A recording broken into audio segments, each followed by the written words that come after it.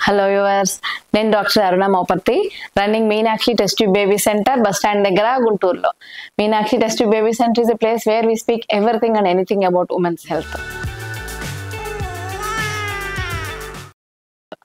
ఈరోజు ఈ వీడియోలో వీర్యం కణాలు అస్సలు లేకుండా జీరో ఉన్నా కూడా ప్రెగ్నెన్సీ వస్తుందా, ఎలా వస్తుంది అనే దాని గురించి చెప్పాలనుకుంటున్నాను. కొంతమందికి వీర్యం కణాల ప్రొడక్షన్ జరుగుతుంది, కానీ ఆ కణాలు బయటికి రావడానికి బ్లాక్ ఉంటుందన్నమాట వాస్ డిఫరెన్స్‌లో. అది ఏంటంటే మామూలుగా వీర్యం కణాలు, నేను చాలా వీడియోస్‌లో చెప్పాను. నేచురల్‌గా 20-120 మిలియన్ దాకా నార్మల్ వీర్యం కణాలు ఉంటాయన్నమాట. కొంతమందికి తక్కువ ఉంటాయి, ఆలిగోస్పెర్మియా అంటాము. అస్సలు ఒక్కటి కూడా లేదు, జీరో ఉన్నాయంటే దాన్ని ఎజోస్పెర్మియా అంటాం.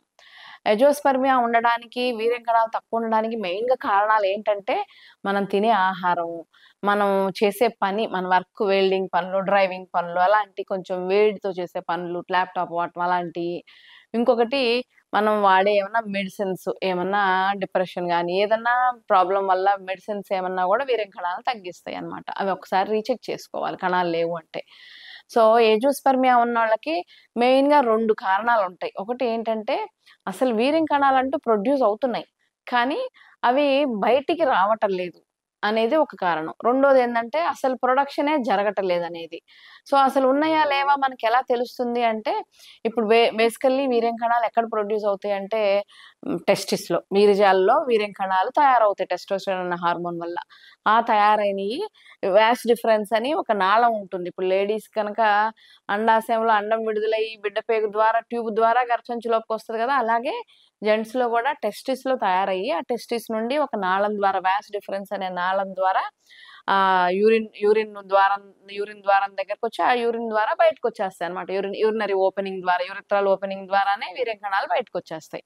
సో, పిల్లలు పుట్టకుండా ఆపరేషన్ చేయాలి అంటే ఏం చేస్తాము? జెంట్స్‌కి, లేడీస్‌కేమో ట్యూబ్ కట్ చేసి ట్యూబెక్టమీ అంటాం. లేడీస్‌కి ఈ వాస్ డిఫరెన్స్ అనే దాన్ని కట్ చేసి వాసెక్టమీ అంటాం అన్నమాట. సో, ఈ వాస్ డిఫరెన్స్‌లో టెస్టిస్‌లో తయారైన దగ్గర నుంచి ఆ ద్వారం అంతా తిరుగుతూ, తిరుగుతూ వచ్చి యూరిథ్రల్ ఓపెనింగ్ దాకా వచ్చేదాన్ని వాస్ డిఫరెన్స్ అంటాము. సో, ఈ వాస్ డిఫరెన్స్‌లో ఎక్కడైనా బ్లాక్ ఉందనుకోండి, మూసుకుపోయిందనుకోండి అది, మూసుకుపోయినప్పుడు ఇక్కడ తయారవుతున్నాయి కానీ అట్లా బయటికి రావన్నమాట. అలాంటప్పుడు మనం ఏం చేయొచ్చంటే టీసా అంటాం. చక్కగా టెస్టిస్‌లో నుంచి ఒక చిన్న నీడిల్ తోటి లోపలున్న వీర్యం కణాలన్నీ తీసేసుకొని ఐవీఎఫ్ ద్వారా ప్రెగ్నెన్సీ తెచ్చేసుకోవచ్చు. అదో గుడ్ న్యూస్ మీకు. అది ఎలాగ చేస్తాము? ముందు బయాప్సీ చేసి కణాలు భద్రపరుచుకొని ఉన్నాయి. మనకిప్పుడు లేడీస్‌కి ఓ 10, 15 ఎగ్స్ పెరిగినియనుకోండి.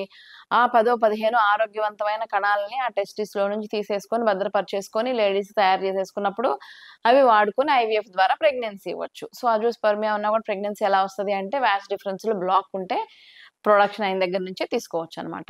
రెండో కారణం చెప్పాను గదా! అబ్‌స్ట్రక్షన్ గాకుండా అసలు తయారే ప్రాబ్లమ్ అని. అది తయారీలో ప్రాబ్లమ్ ఉందంటే అసలు ప్రొడక్షనే అవ్వటం లేదు టెస్టిస్‌లో అనేది. ఆ టెస్టిస్‌లో ప్రొడక్షనే అవ్వటం లేదు, అజోస్పెర్మియా ఉంది అంటే అప్పుడు దానికేం చేయాలంటే దానికి కారణాలు కనుక్కోవాలి. మెయిన్‌గా 4, 5 కారణాలుంటాయి. వేడి ఫస్ట్, మన బాడీలో మన బాడీ టెంపరేచర్ కన్నా గూడా స్క్రోటమ్ వీర్యాల్లో టెంపరేచరు ఒక డిగ్రీ తక్కువుంటుందనమాట. సో, ఒక డిగ్రీ తక్కువుంటేనే వీర్యం కణాలు సేఫ్‌గా ప్రొడ్యూస్ అవుతాయి, బయటికి రిలీజ్ అవుతాయి.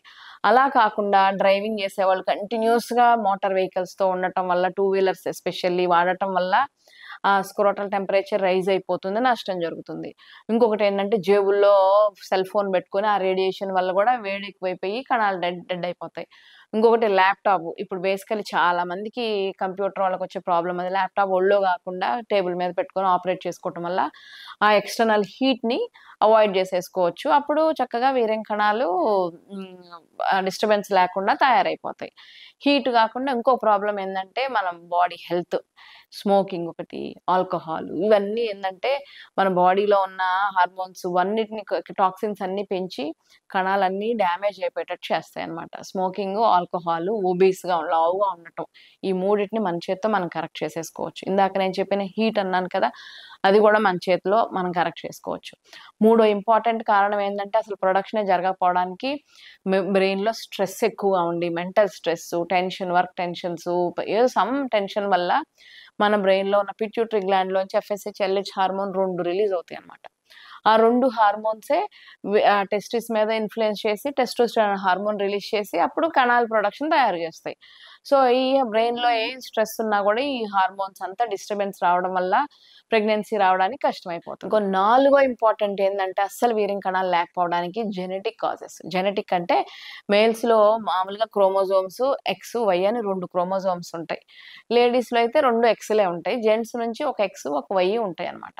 సో ఈ వై క్రోమోజోమ్లో ఏమన్నా చిన్ని మైక్రో డిలీషన్స్ అబ్నార్మాలిటీస్ ఉన్నాయనుకోండి, బై బర్త్ వస్తాయి. మన చేతులతో మనం చేసుకునేవి కాదు.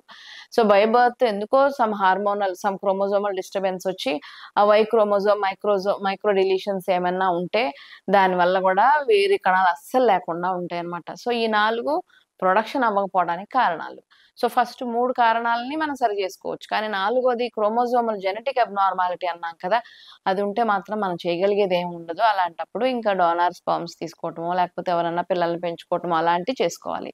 సో ఈ ఒక్కటి తప్ప మిగిలినవి అన్నీ ఇప్పుడు మీకు వీర్యం కణాలు లేవు, ఇంక ప్రెగ్నెన్సీ రాదు, ఇంకా నేను దేనికి పనికిరాను అనే ఆలోచన లేకుండా ఇప్పుడు నేను చెప్పిన ప్రొడక్షన్ ప్రాబ్లమా, అబ్స్ట్రక్షన్ ప్రాబ్లమా ఆ రెండిటిని చెక్ చేసుకొని నేను చెప్పిన కారణాలన్నిటిని సరి చేసేసుకోవటం వల్ల వీర్యం కణాలు లేకపోయినా కూడా you can have your baby. Okay, thank you.